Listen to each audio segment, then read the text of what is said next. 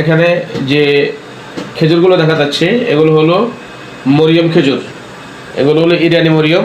এটা 3 KG carton হয় এবং 5 কেজি কার্টন হয়। আমি 3 কেজি কার্টন নিয়ে আসছি এবং প্রত্যেকটা খেজুর অত্যন্ত ফ্রেশ, খুব ভালো।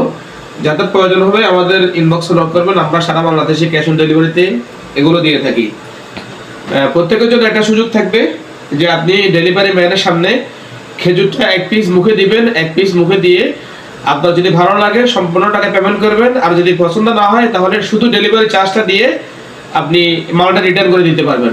আমি এখন খেজুরটাকে একটু আনবক্সিং করে দেখাচ্ছি।